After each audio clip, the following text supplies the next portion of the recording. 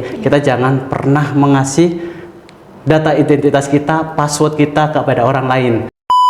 Kalau Mbak Siti dulu bilang, soalnya harus kalau pakai kris harus ke mall-mall kayak gitu ya. Nah sekarang enggak Mbak, kalau di Jakarta terutama ya di kota-kota besar, Semarang, bakul cilok aja udah pakai kris.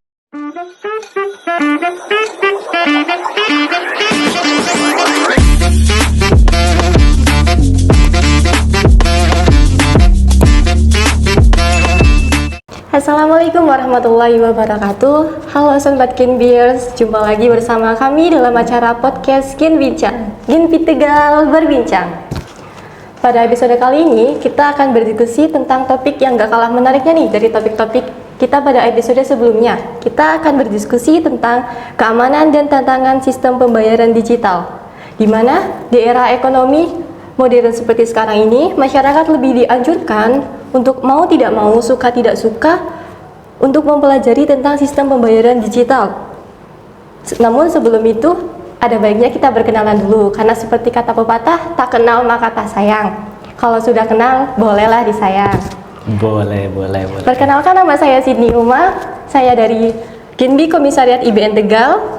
Tentunya saya tidak sendiri, saya sudah ditemani oleh Pak Awi Darmawi. Halo, selamat siang Pak. Terima kasih sudah menyempatkan waktunya datang. Ya nih, kita juga saya pribadi ya ngucapin terima kasih nih udah ada di Genbi ya, bincang-bincang Genbi. Ini baru pertama kalinya loh. Wah, iya. Luar biasa sekali ya. Oke, jadi buat teman-teman yang belum tahu, Pak Awi ini merupakan lulusan S1 dari UPS Tegal jurusan akuntansi, kemudian S2-nya ada di Undip Semarang. Pak Awi sudah menikah dan mempunyai 2 orang anak. Sekarang usianya 37 tahun ya Pak? Wah, masih muda jangan sekali. Disebutin usia. Kalau usia kita baru 19 tahun ya. Oke, 19 tahun. Seumuran berarti ya Pak? Betul, seumuran sama Mbak Sydney ya. Seumuran. Pak Awi ini sekarang menjabat sebagai SPV Frontliner di Bank BNI Cabang Tegal. Beliau juga termasuk dalam tim Wonder Squad dan Wonder Ranger Nasional Bank BNI, serta tergabung dalam tim konten kreator BNI Cabang Tegal. Wah, luar biasa sekali ya Sobat Genbiers. Oke Pak, sebelum mulai ke materi, boleh nggak dijelaskan dulu kepada teman-teman Genbiers tentang kesibukan Bapak akhir-akhir ini di Bank BNI itu seperti apa, dan motivasi apa sih yang melatar belakangi Bapak sampai sekarang ini bekerja di bidang keuangan yang Bapak tekuni sekarang? Baik, terima kasih Mbak Sydney. Hai Genbiers semua. Ini saya sendiri hadir di sini ya. Kalau yang sudah kenal saya Awi ya Mbak ya, dari Bank Negara Indonesia. Saya bekerja di sana. Bener kata Mbak Sydney ya, kalau nggak sayang, nggak kenal nggak bakal nggak sayang. Kalau udah sayang, jangan terlalu sayang ya, karena saya sudah menikah katanya begini. Aduh, jadi status saya jadi kebongkar ya.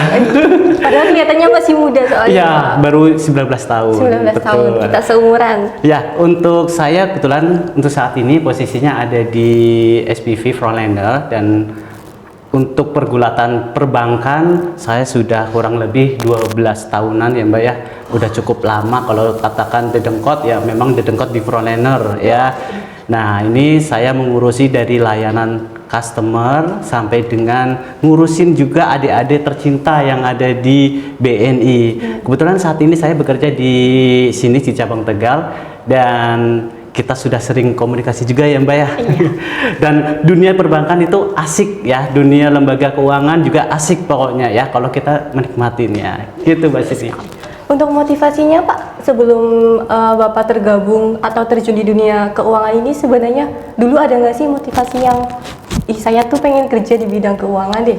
Oh gitu ya. Ya pastinya sama ya dengan Mbak Siti. Sekarang masih kuliah ya? Masih Pak. Nah ini motivasinya kalau sudah kuliah terus lulus gitu ya, pengennya kan bekerja nih. Iya. Nah kalau sudah kerja ya pengen apa aja bisa tuh. Nah motivasinya kalau saya sudah kerja pengen apa saja bisa, karena saya akan mendapatkan penghasilan. Nah motivasinya jangan sampai malu-maluin nanti di calon mertua Mbak. Betul sekali nih. Betul sekali. Oke, baik Pak, sebelumnya kan tadi saya sempat singgung kita akan berdiskusi topiknya tentang keamanan dan tantangan sistem pembayaran digital. Sebelumnya, sistem pembayaran digital itu apa sih Pak? Terus kenapa masyarakat itu lebih dianjurkan untuk menggunakan sistem pembayaran digital dibandingkan dengan sistem pembayaran yang cash? Oh gitu, iya. Ini gamers sudah tahu ya pastinya ya bahwa sekarang ini sudah era modern ya, apa-apa serba digital. Ya, kita juga sebagai insan muda, kita harus bisa menyesuaikan dengan perkembangan zaman, Mbak. Kalau pembayaran digital sudah tahu ya, sudah kata-kata konotasinya ada di situ adalah digital. Sudah pasti konsepnya hubungannya dengan teknologi. Iya, jadi mengurangi uang-uang cash atau fisik ya digantikan dengan non tunai. Tapi berbasisnya teknologi seperti itu. Nah, kenapa kita harus digital? Karena dengan digital ini akan meningkatkan efisiensi, ya. Dan efisiensi ini nanti akan berkembang menjadi profitabilitas yang lebih tinggi, gitu. Kalau ditanya nih, seberapa penting sistem pembayaran digital? Kalau pembayaran digital penting enggak sih? Ya, sangat penting sekali ya. Dan sudah kita tahu, Mbak, kalau untuk yang pembayaran digital, ini sebelum ke pembayaran digital ya. Kalau zaman dulu kita kan untuk pembayaran modelnya barter tuh, dari barang ke barang. Mbak punya pensil, saya punya buku, tapi Mbaknya butuh buku, jadi saya juga butuh pensil, saya tukar tuh. Nah, tapi kan nilainya kita nggak tahu sebenarnya untuk nilai pastinya, ya kan? Dan akhirnya itu lama-lama mulai ditinggalkan, beralihlah ke sistem yang terbaru, yaitu model pembayaran. Nah, kalau pembayaran yang dulu modelnya pasti fisik dong, uang ya. Nah, kita beli barang sesuatu dengan pakai uang karena nanti di situ barang akan dinilai berapa sih harganya kayak gitu. Ditaksir ya, Pak? Betul. Dan lama-lama ini perkembangannya kok makin besar juga ya biayanya untuk cetak uang, untuk peredarannya, untuk penarikannya, dan juga penghambusan ya untuk diganti dengan uang-uang baru. Nah, makanya dibutuhkan alat pembayaran yang inovasi yang bagus. Apa sih? Nah, ini inovasi digital. Jadi penting sekali untuk pembayaran digital buat masyarakat, buat gamers, karena dengan adanya pembayaran digital kita itu juga bisa menghemat dan juga bisa mengamankan semua dari diri kita juga buat masyarakat. Nah, kalau yang Mbak yang tahu, kalau pembayaran digital itu kan apa aja nih? Sistem yang pembayaran digital. Ada yang transfer antar bank. Betul. Ada yang pakai virtual account. Ada juga e-wallet. Ya, betul. Dan juga uang elektronik juga ada. Nah, itu adalah salah satu jenis dari pembayaran digital. Dan untuk ini pembayaran digital kan jadi untuk mengurangi uang fisik. Nah, kalau kita pegang uang fisik, otomatis ada resikonya nih. Apa coba? Resikonya pasti hilang kan? Nah, kalau hilang, wah, kita uang dompet 50.000 nih, adanya 50.000 aja nih, cuma tinggal 50.000, terus dompetnya hilang. Gimana rasanya? Nah, sedih ya, Pak? Sedih sekali ya. Nah, kalau di uang digital ini nggak usah pegang uang, tapi sudah ada dalam bentuk digital. Ya, terus untuk yang digital ini mengurangi uang palsu, ya. Ya, kalau uang palsu kan kita nggak tahu nih, ini asli apa enggak sih? Banyak masyarakat yang di luaran sana yang belum tahu ciri-ciri dari keaslian uang rupiah. Nah, dengan adanya dompet digital atau pembayaran digital ini, jadi masyarakat nggak perlu khawatir untuk membedakan ini palsu atau enggaknya. Nah, terus selanjutnya nih Mbak, dengan adanya pembayaran digital, kita juga lebih pasti ini ya, jadi lebih efektif. Efisien, karena apa? Karena bisa digunakan kapan saja dan di mana saja. Nah, poin pentingnya itu bisa dilakukan kapan saja dan di mana saja. Oke. Jadi intinya pembayaran digital itu lebih memudahkan kita dalam bertransaksi ya, Pak? Betul. Kita nggak usah kemana-mana bawa dompet, nggak usah takut dompet kita hilang atau uang kita hilang, karena saldonya tuh sudah ada di HP. Karena kita kan kemana-mana selalu bawa HP ya, Pak? Betul. Masyarakat itu lebih sering ketinggalan dompet daripada ketinggalan HP. Betul ya, Pak? Betul sekali. Jadi nggak ribet, pokoknya praktis ya. Lebih praktis.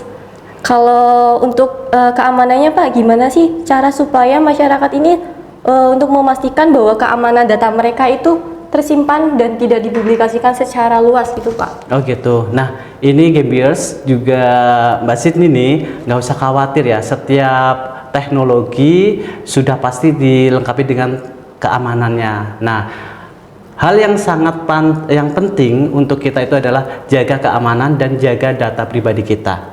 Nah, kalau keamanan ini bagaimana caranya? Dari diri kita juga sebenarnya sudah bisa ya. Kita jangan memberitahukan data pribadi kita.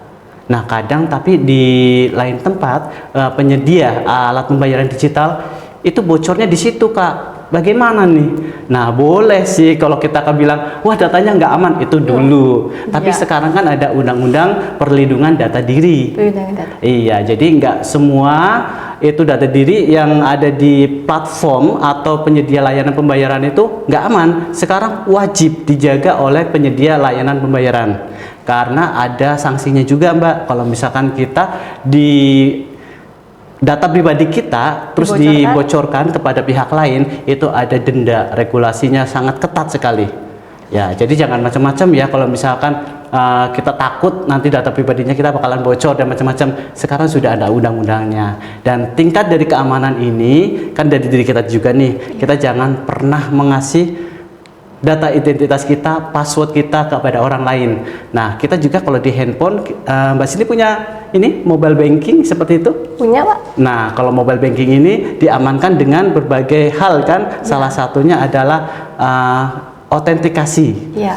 Dua arah ya. Bisa jadi Mbak Cindy pakai sidik jari, face recognition, ya kan. Terus juga nanti di situ ada password atau PIN. Betul. Nah, ini data-data ini jangan dikasih tahu orang lain karena ini adalah akses masuknya. Rahasia berarti ya Pak? Betul juga. Dan yang punya kartu kredit, kartu debit, itu nomor-nomor kartu dan nomor rekening juga kalau bisa, kalau bukan sembarangan orang jangan dikasih deh. Ya. Karena nanti prinsipnya berbagai macam cara nih ya pelaku itu bisa mencuri data-data kita. Nah, makanya kalau misalnya kita, kalau yang kemarin-kemarin nih Mbak, tingkat keamanannya kalau ada yang bilang, wah ini nanti nggak aman nih kalau ada undangan masuk WhatsApp begitu ya. Iya. Nah itu juga kita harus hati-hati. Nah terhati skimming, phishing, dan social engineering. Kadang kan Mbak Siti sering nih ditelepon sama pihak penyedia layanan ngakunya dari A, B, C, D tuh. Terus kemudian Mbak Siti itu ada OTP masuk ke nomor SMS-nya Mbak Siti. Nah itu tolong jangan dikasih. Karena itu adalah salah satu bentuk keamanan di layanan digital. Betul. Kalau dari penjelasan Bapak yang tadi luar biasa banyak, itu kan keamanan digitalnya itu sudah terjaga, kemudian lebih memudahkan kita untuk bertransaksi dan kelebihan-kelebihan lainnya. Namun kan di setiap kelebihan pasti ada kekurangannya Pak. Ya, ada nggak sih kekurangan dari sistem pembayaran digital ini? Ya, kekurangan atau mungkin kita sebut tantangan ya Mbak ya. Iya, lebih Nah pasti tantangan pasti ada Mbak. Karena untuk sudah tahu nih basic dari layanan digital itu adalah teknologi. Betul. Banyak masyarakat yang belum paham tentang teknologi. Nah ini kita harus bisa memberikan pengetahuan kepada masyarakat, terutama yang nyuwun sewu nih, mohon maaf sekali nih, yang SDM-nya rendah. Nah kita harus kasih tahu bahwa keamanan dari platform seperti ini punya ibarat kekurangan-kekurangannya yang bisa dimanfaatkan oleh orang lain. Nah jadi untuk yang tantangan ke depan itu adalah dari kita sendiri nih, ya, dari masyarakatnya, pengetahuan masyarakat mengenai layanan digital. Terus yang kedua nih, hubungannya dengan ini apa ya, dari platformnya sendiri. Dari platformnya? Iya, platformnya sendiri juga harus bisa terpercaya, ya, harus bisa menjaga data-data pribadi, dan juga aplikasinya itu jangan model-model aplikasi yang bodongan ya, yang mudah diretas, yang mudah di phishing, mudah di skimming, itu kalau bisa jangan ya. Nah terus yang kedua, karena Indonesia itu luas ya. Betul. Ada yang mudah terjaring internet, jaringan internetnya bisa sampai ke desa-desa, tapi ada juga yang memang beberapa kesempatan kali ini itu banyak yang belum mendapatkan akses internet. Nah kalau kita ada pembayaran digital tapi tidak ada internet, kayaknya susah juga ya. Susah. Ya, jadi infrastruktur di sini yaitu jaringan internet sangat perlu. Nah, terus selanjutnya nih, regulasi dari pemerintah juga sih, Mbak. Regulasi. Sebenarnya. Iya, betul. Jangan asal ngasih izin ya untuk platform A, B, C, D. Nah, sekarang apalagi pinjol di mana-mana. Nah, ini regulasi dari pemerintah, terutama peran dari OJK dan Bank Indonesia terutama ya, untuk menjaga keamanan dari sini sangat penting juga. Jadi paling tidak nih Mbak Sydney, kita kan pengguna nih, jadi merasa aman gitu. Oke. Sekarang kan platformnya banyak, berarti kita itu harus lebih hati-hati atau lebih selektif lagi ya Pak dalam menggunakan platform-platform untuk melakukan pembayaran digital supaya data yang kita punya lebih aman, supaya transaksinya juga lancar. Eh, Kalau untuk peran pemerintah, pemerintah itu berperan sejauh mana dalam sistem pembayaran digital ini, Pak? Ya, pemerintah ini sudah bagus ya kalau menurut saya ya Mbak ya. Karena regulasinya juga bagus karena bukan hanya menerbitkan saja, tetapi kontinuitas. Kontinuitas ini tindak lanjutnya. Tindak lanjut. Nah, kalau menerbitkan sih mudah ya Mbak ya. Mungkin banyak Genbiers di sini juga bisa menciptakan platform digital sendiri nih, alat pembayaran sendiri, nanti bisa menyebutkan kayak GoPay, OVO dan macam-macam ya kan. Iya. Nah, tapi bagaimana nanti untuk tingkat keamanannya, kontinuitasnya. Nah, perlindungan konsumen juga perlu ada di sini karena konsumen perlu dijaga biar mereka juga aman.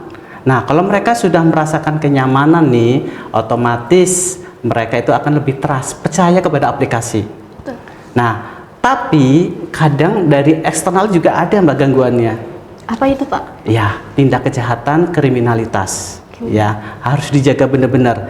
Jadi, kalau kita nih, kita kan di industri perbankan ya, banyak yang ini ya macam-macam tindak kejahatan seperti skimming, social engineering kayak tadi. Itu biasanya tuh karena mereka tuh nggak tahu masyarakat pengguna konsumennya. Nah, kemudian ada penipuan, mereka sudah tertipu. Kalau sudah tertipu, bagaimana tindak lanjutnya?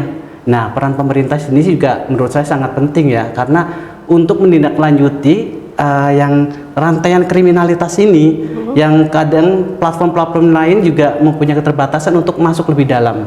Nah, jadi dibutuhkan adanya kerjasama dengan antar pihak ketiga ya, salah satunya ya kepolisian Mbak gitu. Jadi biar nanti yang pelaku kriminalitas ini nggak bisa kabur kemana-mana, biar bisa cepat ditangkap dan dijerat seperti itu ya, diberikan sanksi. Oke. Kalau berdasarkan pengalaman pribadi Bapak selama Bapak bekerja di Bank BNI terutama ya Pak, pernah nggak sih Pak dapat kayak laporan dari nasabah, Pak tiba-tiba uang saya tuh hilang, di saldonya itu berkurang sendiri, atau saya kena skimming tiba-tiba ditelepon kayak tadi suruh ngirim kode OTP terus uang saldo saya tuh hilang Pak, itu pernah nggak sih Pak? Terus gimana cara aman supaya akun mereka itu nggak berkelanjutan saldo yang berkurang seperti itu Pak? Oh gitu, sering banget ya, bahkan hampir tiap hari kejadian ya. Nah, ini memang dilema juga ya, kita kadang platformnya sudah terpercaya, tetapi gangguan selalu aja Mbak. Nah, yang paling untuk mencegahnya, paling dari diri kita sendiri Mbak, ya edukasi kepada nasabah bahwa sesuatu yang didasarkan atas dasar kita melakukan sendiri, alias kayak misalnya masukkan nomor PIN, password dan lain-lain, kita memberikan kepada orang lain, kemudian nanti disalahgunakan, itu adalah menjadi tanggung jawab dari si pemilik rekening tersebut. Jadi kami selalu edukasi kepada nasabah, biar nasabah itu tidak ngasih hal-hal yang penting kayak tadi PIN, password, pokoknya jangan dikasih sama sekali.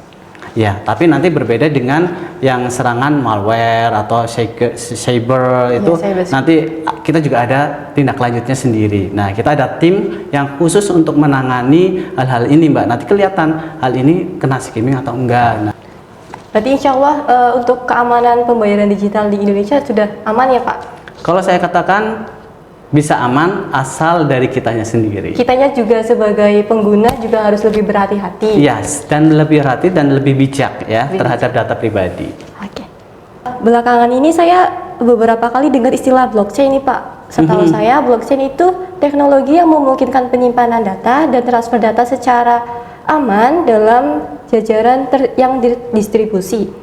Nah, untuk peran blockchain ini seberapa jauh sih peran blockchain dalam perbankan? Kalau blockchain sendiri kan kita tahu ya Mbak, yang namanya blockchain, roda ya, roda rantaian yang dimana saling berkaitan. Dan sistemnya itu desentralisasi ya, jadi sudah terbagi beberapa buku besar. Kalau katakan kalau misalnya di akuntansi itu udah ada jurnalnya khusus-khusus nih, nggak bisa langsung serta-merta jadi satu tiba-tiba laporan keuangan kayak gitu ya. Nah itu beberapa bagian ini nanti akan membentuk satu sistem dan sistem itu bisa bisa digunakan. Jadi kalau blockchain ini bagaimana pengaruhnya? Ya sangat penting juga Mbak, karena kalau kita tahu kalau transfer ya Mbak ya, kalau transfer kita kan untuk layanannya ada transfer yang luar negeri juga nih. Nah itu kalau transfer luar negeri pakai menggunakan SWIFT code. Swift code itu bisa agak lama nih sampainya ya. 1 hari? 3 harian sampai dengan 1 minggu karena butuhkan bank koresponden di sana. Nah, dengan adanya blockchain ini kita bisa transfernya lebih cepat. Iya. Lebih cepat, lebih aman? Lebih aman, pasti lebih aman karena memang sudah ada tingkatan keamanannya sendiri ya Mbak ya. Iya. Dan untuk transfernya itu jadi kalau dulu itu harus membutuhkan 3 hari, itu bisa sampai dengan 1 hari pun bisa. Lebih cepat berarti Lebih ya, Pak? cepat. Dan juga nanti kalau di industri perbankan kita kan ada alat pembayaran ya yang hubungannya dengan kayak kris kayak gitu ya. Nah ini bisa mempercepat kris untuk cross border, untuk antar pembayaran antar negara. Nah itu lebih cepat ya. Jadi nggak bisa membedakan mata uang, nggak usah ada penukaran mata uang dan macam-macam. Dengan sendirinya nanti itu akan terbentuk sistemnya gitu. Oke. Sistem pembayaran ini kan selalu berkembang ya Pak? Ya. Karena sekarang eranya juga semakin digital, apa-apa serba digital, sistemnya juga semakin berkembang. Kalau untuk peranannya nih, di masa depan kira-kira peran sistem pembayaran digital ini menurut Bapak akan menjadi seperti apa Pak? Apakah bisa menggeser penggunaan uang tunai atau tetap dipakai tapi masyarakat tetap diprioritaskan untuk melakukan pembayaran secara digital? Nah, ini dia Mbak, untuk ini lihat data dulu ya. Kalau lihat data di tahun 2024 nih, sistem pembayaran sudah mulai kenaikannya signifikan sekali. Kalau kita tahu pembayaran kris ya, pengguna kris itu mudah ya, tinggal scan, masukkan PIN atau password, udah selesai. Nah, enak sekali dan ini menjadi kecanduan buat masyarakat. Terbukti dari pengguna kris saja yang saya tahu untuk tahun 2024 kuartal 3 ya kalau nggak salah itu sudah mencapai 53 juta. Banyak ya. Dan sistem digital banking juga naik ke 35%-an. Wah, digital banking ya, apalagi nanti ada kartu elektronik, terus dompet digital mengalami semua kenaikan. Namun ada yang mengalami penurunan. Apa itu Pak? Ya, yang mengalami penurunan adalah pemakaian ATM. Iya, untuk pembayaran ATM ini malah justru mengalami penurunan. Karena apa? Kalau misalkan untuk ATM ini banyak yang resah juga, takut nanti datanya disalahgunakan, digesek di mana saja kayak gitu ya. Adanya perpindahan skimming ya, perpindahan data. Takutnya seperti itu. Ada juga yang bilang, wah ATM harus ribet, harus bawa ATM-nya. Nah, akhirnya mereka beralih lah ke model pembayaran yang lain seperti kris ini, Mbak. Nah, jadi kalau misalnya saya katakan akan ditinggalkan, enggak 100% ditinggalkan ya, pasti akan ada ini ya gapnya juga tapi enggak ditinggalkan penuh. Tapi untuk saat ini masyarakat lebih condong memilih untuk pembayaran digital.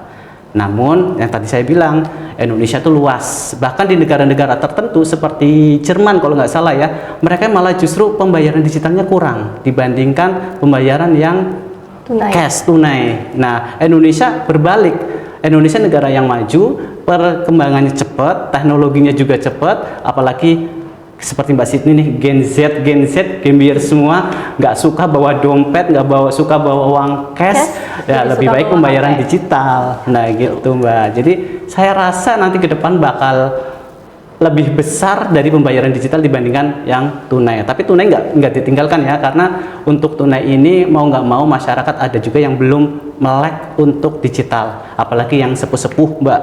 Nah kalau Mbak Sini juga sudah sering lihat nih di beberapa merchant itu pedagang bisa ya yang jual-jual itu bahkan sering menggunakan kris. Tapi ada beberapa pedagang tertentu yang nggak mau, harus cash gitu.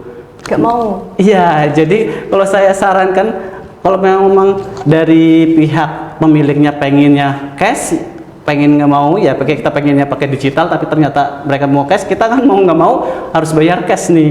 Tapi dari kita sendiri sih sebenarnya kerepotan ya. Padahal lebih enak pakai kris ya Pak. Jadi nggak usah ngasih kembalian, nggak usah nuker-nuker uang. Ya, nah itu Mbak, nanti kembali lagi ke si pemiliknya ya, mau model seperti apa. Tapi nggak menutup kemungkinan juga ini kalau Mbak Siti jalan-jalan di kota besar itu hampir semuanya pakai kris. Iya, sebagian besar masyarakat insya Allah sudah melek teknologi, meskipun ada sebagian yang masih belum melek teknologi ya. Betul, kalau Mbak Siti dulu bilang saya harus kalau pakai kris harus ke mall-mall kayak gitu ya. Nah sekarang enggak Mbak, kalau di Jakarta terutama ya di kota-kota besar, Semarang bakul cilok aja udah pakai kris. Wah, Ya, keren paling sekali ya, Pak. belinya cuma 2.000 1.000 pakai kris. Pakai kris. Apalagi parkir sekarang ya. Parkir sekarang sudah ada ya Pak? Betul, parkir juga sekarang udah menggunakan kris. Kris. Oke. Jadi teman-teman Genbiers, penggunaan sistem pembayaran digital ini semakin tahun itu semakin meningkat, dan untuk tahun-tahun ke depan juga insya Allah akan lebih besar penggunanya dan lebih banyak penggunanya. Untuk tipsnya nih Pak, ada nggak sih Pak tips-tips untuk para pengguna pembayaran digital supaya diri mereka itu merasa bahwa datanya tuh aman? Ya, ini Gambiers dan juga pemirsa yang mendengarkan atau melihat kita berdua nih.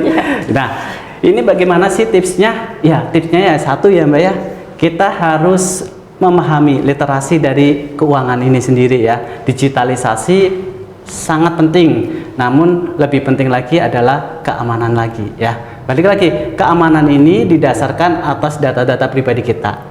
Biar tidak disalahgunakan oleh orang lain, jagalah data-data diri kita dari pihak yang tidak bertanggung jawab. Bahkan keluarga sekalipun kita harus tetap jaga ya, nggak boleh membocorkan. Terus yang selanjutnya nih Mbak, tipsnya carilah platform atau pembayaran digital ya, yang di sini yang berintegritas dan berkualitas. Jangan asal pembayaran digital yang odong-odong kayak gitu ya. Yang diawasi OJK. Betul, awasi OJK dan regulasinya jelas.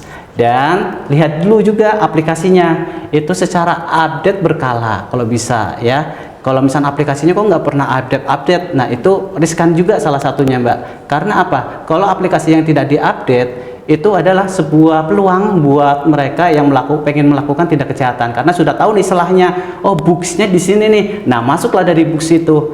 Nah ini yang perlu dihati-hati juga dari penyedia layanan platformnya. Paling tidak penyedia platformnya ini bisa melakukan upgrade untuk aplikasi yang sudah ada, dan upgrade-nya bukan hanya di layanannya saja, tapi tingkat keamanannya juga. Nah, kalau ganti PIN termasuk cara supaya data kita tetap aman? Betul tuh Mbak. Salah satunya juga bisa kita lakukan pergantian PIN secara berkala ya, paling enggak ya. Kalau kita merasa masih aman sih aman aja ya Pak. Tapi kan kita kan nggak tahu nih. Nah, ini ada yang tahu PIN-nya kita atau enggak, dipastikan bisa diganti berkala saja. Paling enggak ya sebulan atau 3 bulan sekali atau 6 bulan sekali diganti. Iya. Pergantian PIN 1 bulan sekali atau 3 bulan sekali itu berarti penting ya teman-teman Genbiers, supaya data kita aman dan untuk menjaga kedepannya. Oke. Kalau untuk manfaat pembayaran digitalnya Pak, kalau pembayaran digital yang aman itu punya manfaat apa aja sih Pak? Ya, manfaat digital ya. Ya selain dari penggunanya ya, kita nggak usah bawa uang cash. Lebih praktis. Nyaman, dan kita bisa dipakai kapan saja dan di mana saja ya. Yang penting bawa alat pembayarannya. Masalahnya kalau yang tunai, dompet ketinggalan, nggak bawa uang cash, kita susah. Nah tapi kalau untuk digital paling nggak ada barangnya, elektroniknya yang buat scan ataupun buat otorisasinya gitu. Jadi ya saya sarankan ya bawa itu alatnya ya Mbak. Bawa HP gitu ya Pak? Bawa handphone paling enggak. Tapi nggak handphone aja ya Mbak. Untuk pembayaran digital ini yang kayak kartu debit, kayak kartu kredit, itu butuh yang namanya beberapa media. Medianya bisa laptop atau apa. Nah itu buat pembayaran debit online, kredit online. Tapi tetap akan membutuhkan OTP Mbak. Nah OTP-nya itu bisa masuk ke email atau masuk ke SMS. Medianya seperti itu. Oke, terakhir ada yang mau disampaikan Pak sama teman-teman Genbiers untuk para pengguna sistem pembayaran digital? Ya, untuk yang saya sampaikan kepada teman-teman Genbiers dan juga yang nonton kali ini, mari kita bisa gunakan beralih ya yang ke media yang lebih bagus lagi, yaitu pembayaran digital tanpa harus kita meninggalkan yang cash ya. Tetap cash akan dibutuhkan, tetapi kita harus bisa lebih mawas diri ya. Kalau kita menggunakan digital udah pasti aman ya. Pastikan pilih platform atau media digital yang aman dan berkualitas, dan pastikan data diri kita nggak dikasih orang lain. Untuk aplikasi kita paling tidak ini dilengkapi dengan keamanan yang tadi saya bilang, Mbak. Bisa dipakai sidik jari, face recognition, PIN, password, dan lain-lain. Jangan dikasih data-data pribadi kita seperti nomor rekening, terus password, apalagi nomor kartu. Nah, ini kalau bisa jangan deh ya. Kita harus lebih bijak juga. Hati-hati terhadap penawaran-penawaran juga yang mengatasnamakan instansi A, B, C, D yang nanti akan dapat hadiah dan macam-macam. Ujung-ujungnya itu adalah sebuah kayak phishing atau social engineering. Jadi data kita diambil sama mereka. Dan hati-hati juga aplikasi yang tidak terpercaya. Banyak sekarang udah bermunculan. Jangan sampai kita mudah percaya. Pastikan itu adalah aplikasi yang kita download dan kita approve, benar-benar aplikasi yang sudah legal ya, berizin. Jadi serta merta kita kalau misal mau transaksi itu nggak was-was, ini bener nggak sih itu transaksinya, lebih kita tenang, jadi lebih tenang. Betul. Dan kepada pemerintah juga bisa lebih meningkatkan ya, jadi lebih memperketat proses-proses perizinan yang memang nanti ujung-ujungnya akan masyarakat atau customer yang menjadi korban kayak gitu. Jadi ada regulasinya sudah pasti, dan kita sudah tahu nih bahwa hukum ada hukumnya di sini ya, ada pidananya juga kalau misalkan kita menyalahgunakan untuk platform yang sudah terbit terus kemudian datanya dikasih ke orang lain kayak gitu. Oke, jadi teman-teman Genbeers, pada dasarnya sistem pembayaran digital ini dirancang untuk memudahkan kita dalam bertransaksi. Salah satunya adalah lebih praktis, tidak usah membawa uang cash kemana-mana yang memiliki resiko hilang ataupun tidak ada kembalian dan lain sebagainya. Namun di samping kelebihan-kelebihan dari sistem pembayaran digital, ada juga beberapa tantangan yang harus diwaspadai. Untuk kita sebagai pengguna, salah satu cara supaya data diri kita aman di platform digital itu dengan mengganti PIN secara berkala, seperti itu ya Pak? Betul. Jangan berikan identitas kita kepada siapapun. Oke. Identitas diri sama kode OTP termasuk adalah salah satu hal penting yang tidak boleh disebarluaskan, termasuk kepada keluarga. Begitu. Ya, kalau kita nggak percaya jangan ya, Mbak ya.